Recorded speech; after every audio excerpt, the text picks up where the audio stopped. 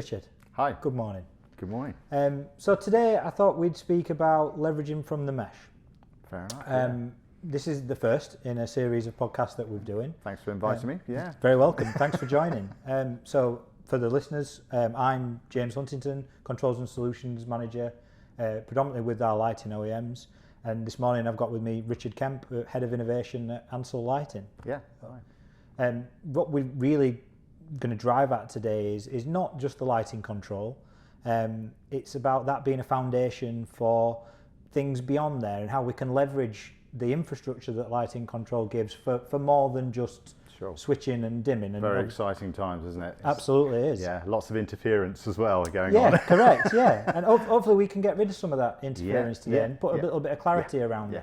Yeah. And I think that you and I speak regularly around topics sort of away from the traditional business model that we have in terms of drivers and LED boards, but more around what else can we do. Yeah. And the purpose of this podcast really is for us to sort of dive a little bit into some products, for sure, but also to talk about the applications and where you see them being valuable. You know, you're at the coalface of this, right? Yeah, well, there's so much to it. It's very exciting times because sensors are going to be, for instance, almost like the new oil, if you like, to be honest. Very, very exciting things because, for instance, we can look at air quality, we can look at sound, we can look at air pressure. All these things are all around us. They're in a room. They're all happening live. So, to be honest, to be able to extract that data from a room and use it in a more useful way, if you like, because some of that data is just not being used at all at the moment. So to actually bring that through the lighting, what I like to call the lighting conduit, if you like, bring it through that and use it for greater things. Well, I completely agree. I think lighting is uniquely placed. You know, obviously it's ubiquitous in every space. It is. Yeah. It has a power supply. Central. Yeah. Bird's eye view of the space. Yeah. So there's lots of things we can do there, and it's a change of direction for Tridonic, certainly for our lighting manufacturer customers as well. It's safety. It's making the actual room, the environment more comfortable for the individual. If the air quality is good, I mean, I think COVID has really pushed this to the front line. Yeah, for sure. It's told us that we need decent air quality in a room. We don't want to have people off ill. So if we can have sensors which are built into light fittings, and those sensors can then perhaps redirect their data to opening a window or actually monitoring what's going on. We see this happening in universities at the moment. I think some universities already have, say, a traffic light control system. So if it's green, it's thumbs up, good. The air quality is all good. If it starts to go to amber, you know you're climbing towards an area which is not healthy. It means your students are actually perhaps getting, the room environment's getting stuffy. And if it goes to red, it's time to open some windows or even sort out the air conditioning so that actually the air is exchanged and changed. Yeah. So I think if lighting can be, as I said, the conduit for that, and we can link arms, if you like, with other members of the industry, that would be fantastic. I agree. So I think these sensors as well, they're not necessarily new in isolation. No. You know, the people have been doing air quality or occupancy analytics for some years now. I mean, sensors are everywhere around us. I mean, the car industry, I mean, we were talking earlier, weren't we, about Formula One? Yeah. Formula One has literally thousands of sensors all over the said car.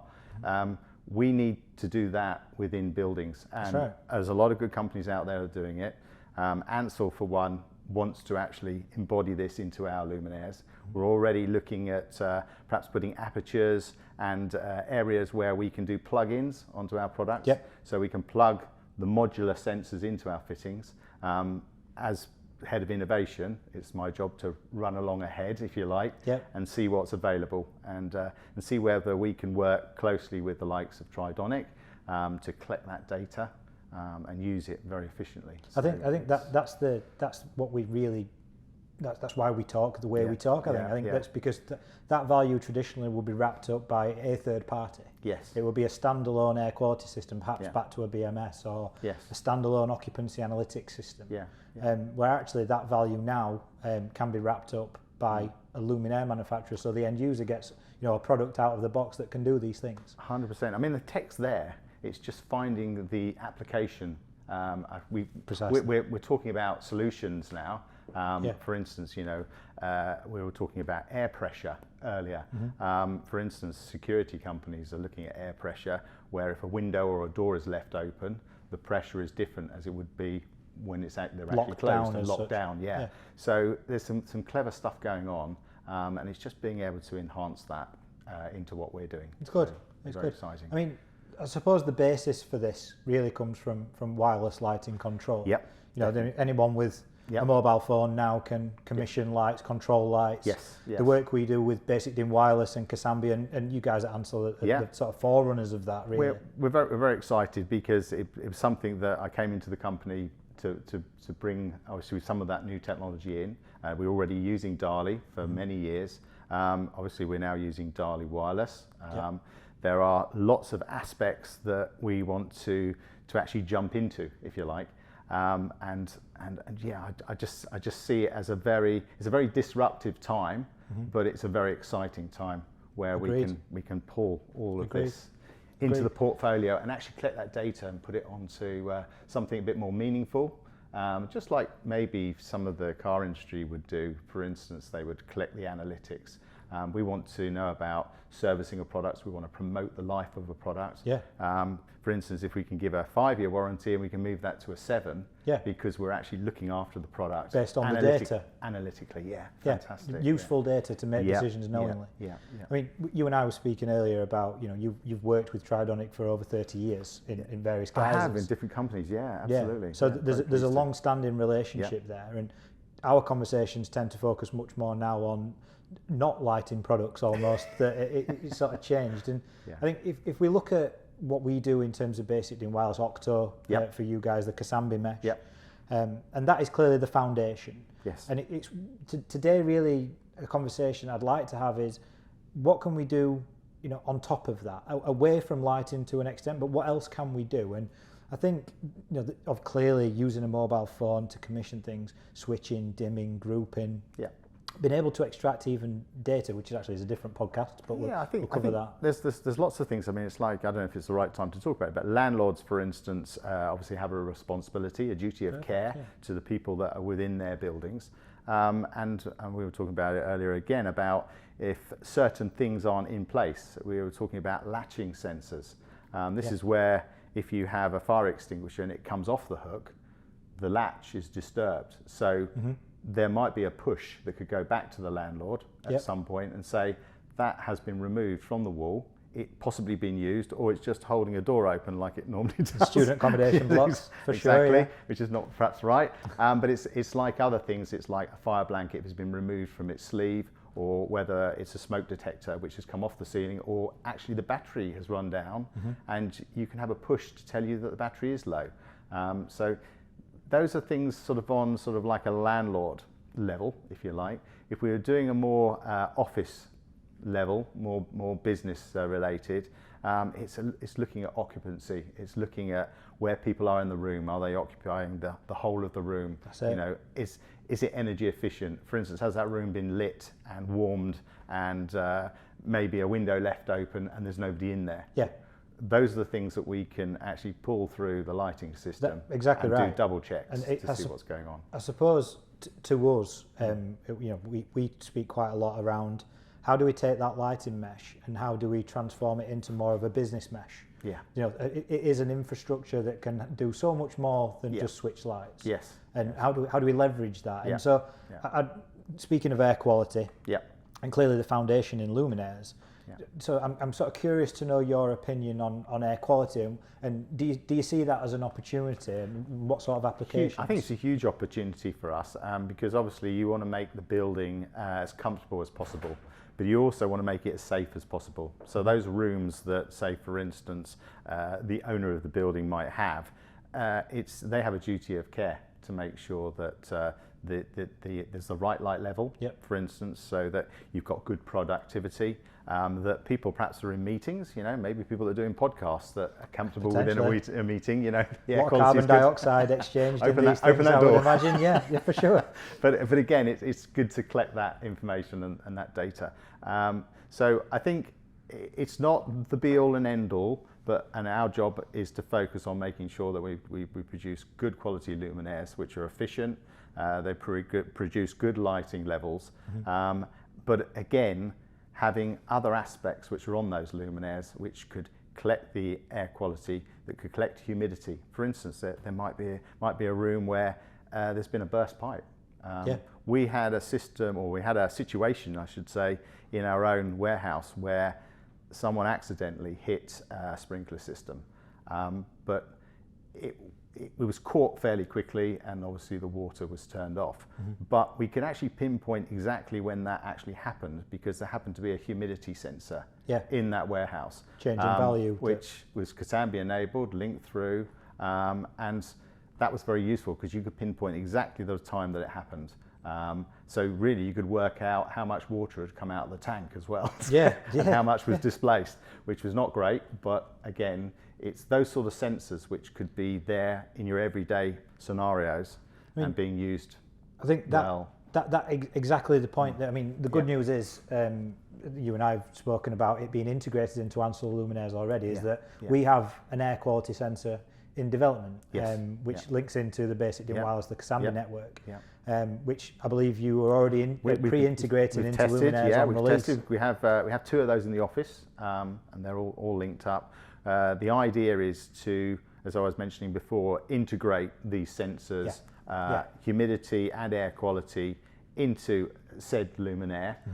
It may be that, for instance, if we were using, say, for instance, your G2 module, we might want to link it into that, which it might be an emergency fitting, it might be a standard luminaire, it might be one that has to have a sensor on it. It maybe even has a sensor on there that starts counting people in and out of the room. We'll get to that, absolutely. They're all sort of all linked together. But yes, very much is the case. We're being asked to look at this and prepare products for the future to have these sort of products on them. I suppose that demand that you're seeing is coming from end users. It's coming from applications where perhaps they want this data. I think what it is, I think people, there are clients that are asking for things like that, but I think the industry needs schooling and needs to be made aware of what is there. It's a little bit like people, if they're not aware of it, they won't ask for it. No, so it's as easy as that. I think if you asked 9 out of 10 people what does Tridonic do, they'd say they make high quality LED drivers and boards. Actually, there's control systems and now new direction stuff in terms of these sensors that we're talking about today, right? And the very fact that you can all be led through CENCOM and we can collect that data to a portal. And there are open APIs that we can draw from share that data. That makes it very, very interesting for us as a lighting business. For sure. So there's some good things. So in terms of a potential end goal of this, and I suppose my question is, how far could this go? It is really giving that data to the end user for them to make good decisions based on real-time environmental data. Well, I think, to be honest, we're living in that age where, for instance, I've been in lighting a long time, but if you go back, a luminaire was just a product that illuminated a room, and that was it. Lit a space, or it lit a space. Now that you're actually collecting analytical data from that luminaire, you're checking the thermals of it, how many times it's maybe been switched, what energy efficiency it's actually currently running at, and if it's running too hot, we can check that. Into that, of course, you've got what we call live data, which I think this is what I find really interesting, and that's where you have sensors on the product, and that live data is being sent and it's analysing what's happening in that space. It could be 24/7. It depends how it's set up. I know we have discussed in the past edge servers where, for instance, they'll collect just data locally. But again, if you were to do live data, depending on the space, and say for instance it's a public building and it's a very busy area, it could be a town hall or something like that, then every reason to collect more information about this status. I think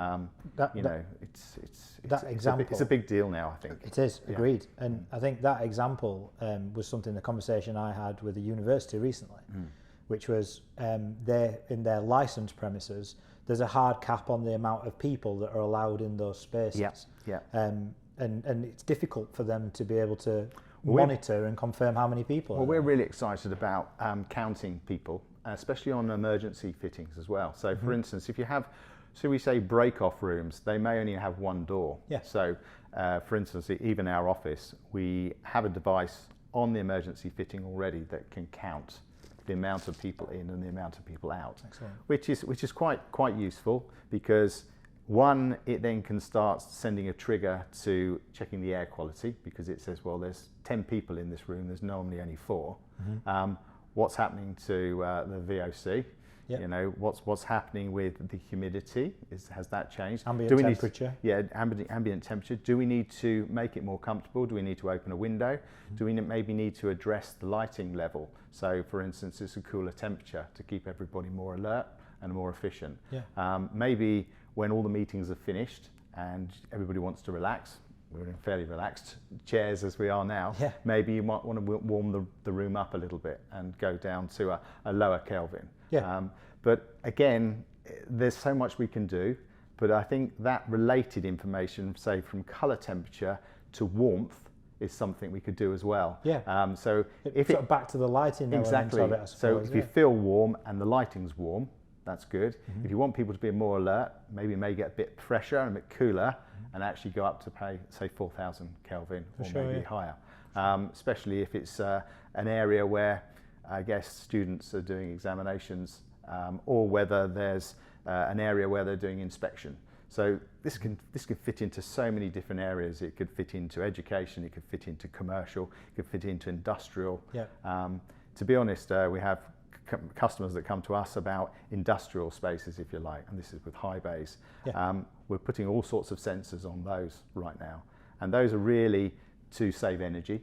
But again, your humidity bit could be there if someone hits the sprinkler system, as we talked earlier. That's important. Sure. So it's just linking and finding the right sensor for the right application. But what we're trying to do is make our luminaires as flexible as possible.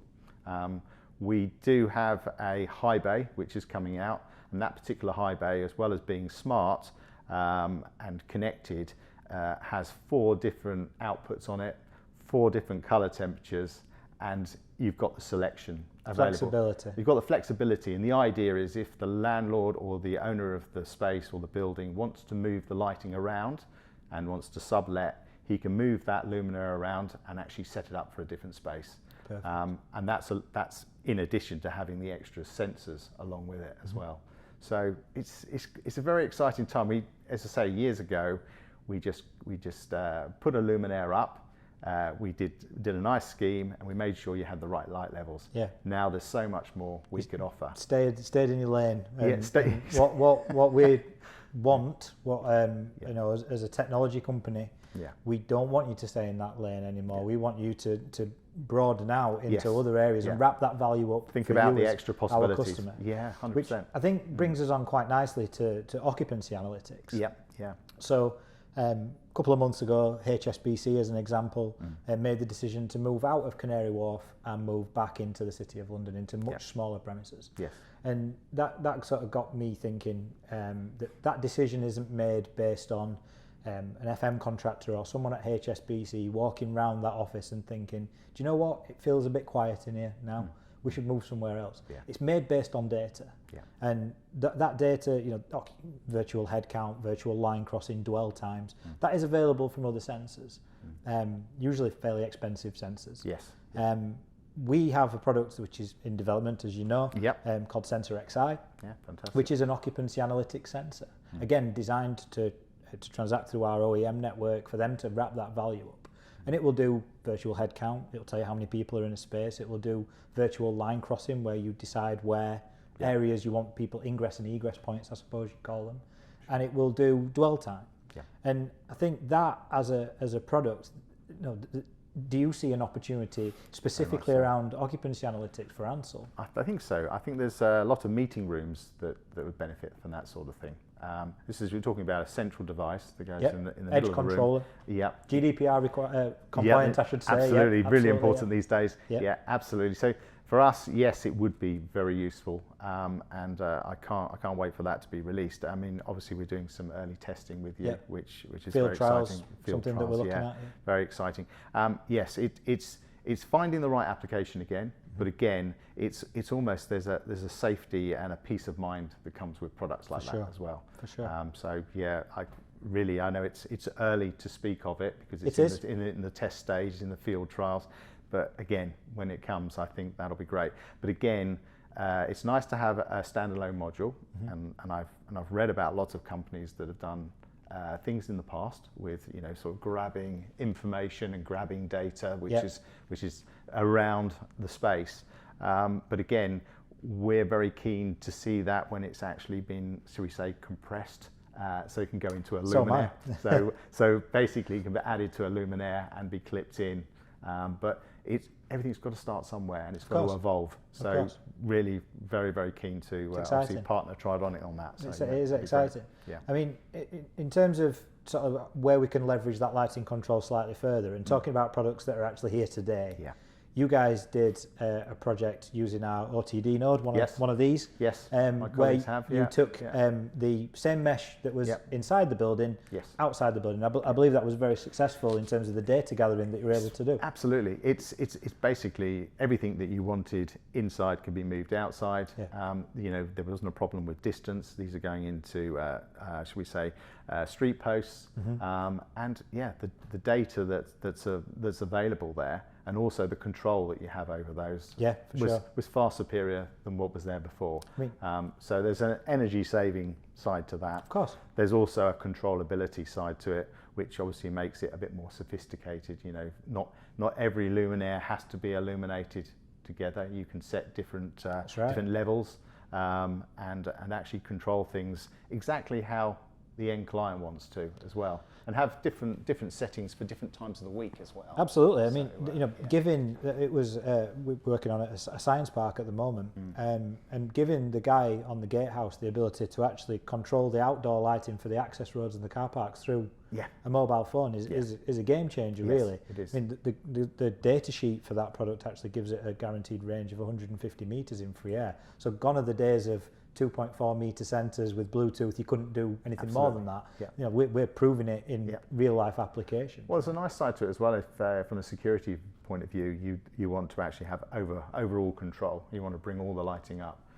So it certainly can be linked to security as well as convenience, and also it's marrying up with the seasons as well.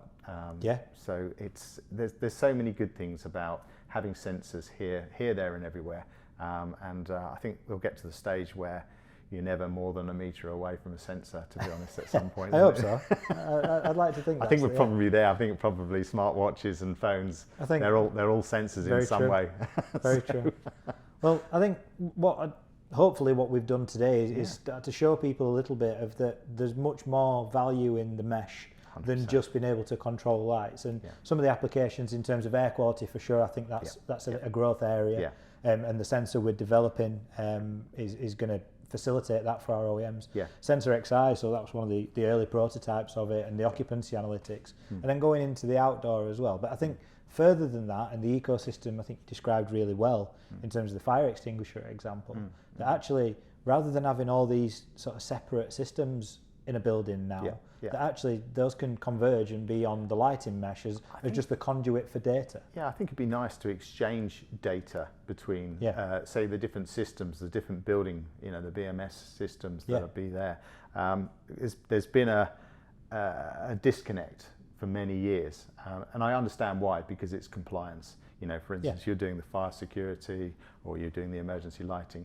You don't really want to give all of that across to someone else who might be looking after it. You've got to look after and be responsible for those different areas. But the one thing I was going to mention from a lighting perspective was the emergency lighting side. Compliance. With the compliance side, it's huge for us. Being able to check things from afar, check the status of things, actually being able to look after the product and actually replace the parts, knowingly that they are perhaps running to the end of their time.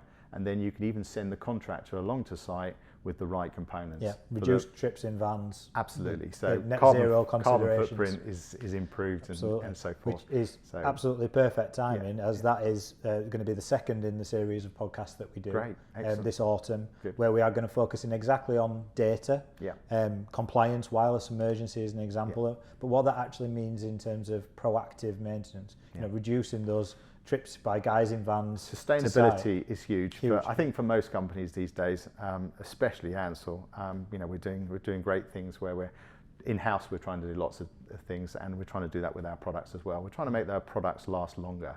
We're trying to make them more cost-effective always. But if you're using good materials in the first place, and you're actually analytically checking the products, so that, for instance, you can make them last longer. For instance, if a luminaire is in a void which is getting a bit too hot, maybe we can drop the performance of the product down so it runs cooler, and then later on keep it in the ceiling for longer. It's okay. Yes, keep it in the ceiling longer. I think that's exactly right. There's the Ellen MacArthur Foundation have a sort of a scale of what is best to do in terms of keeping embodied carbon in the application for it. And recycling is the last resort. Yes. Actually, being able to reuse, refurbish, maintain it, because ultimately a luminaire is a building asset, right? And that needs to be maintained. If you can keep it in tip-top shape for as long a period as possible, that's the best way. Keep that carbon in the ceiling. It's the one thing that if you want to be greener, it is going to cost a bit more.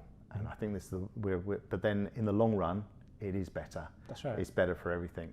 You do save money in the long run because the product will last longer, and it'll be there and it'll be performing exactly as it should do. That was the other thing, that from an emergency perspective, where, for instance, we're testing from afar, and obviously they're either wireless or dial hardwired. That's great news, because you always wonder whether things are getting tested properly. And I think this will highlight a big part of the industry. It will. It already is. And that can only be a good thing. So we're very excited about all of it. It's our job as a lighting manufacturer to push that whole concept along with you guys as well. Anything you do and we can do as a partnership, we're pleased to do it. That's great. Thank you, Richard, and sincerely thank you for joining me on the first of our podcasts. And thank you for the guys for setting this up, and thank you for listening. Thank you again. I think the sort of closing point on all of this is that if the wireless mesh is there, all of these products can be added retrospectively. Absolutely. They just need power, because the infrastructure is there. And a point that you and I discussed on the phone recently was that there will be end users sat under wireless lighting right now, scratching their heads. How do they meet these KPIs? Do they need these air quality separate systems in? When actually the conduit, as you used that term, to enable that data to get to them, is possibly already above their heads. We're almost laying the infrastructure already. That's right. So it's happening, and we just wanted it to happen a bit more, really, and get people more involved and more in tune with the idea of using more sensors around. Well, it doesn't have to just be. It can be at home as well. This is the thing, and it can be in student accommodation. It could be in commercial world, in the industrial world. All of those areas. There's a luminaire. There's a control system for it. It's just finding the right sensor for the right application. Hopefully, the technology that we're now, the direction we're going in with our technology, especially the guys in the Business Foundry in Austria, doing a great job there. And it's, as you said, it's exciting times. But sincerely, thank you for spending some time with me this morning. And I look forward to catching up again soon. Thank you. Cheers.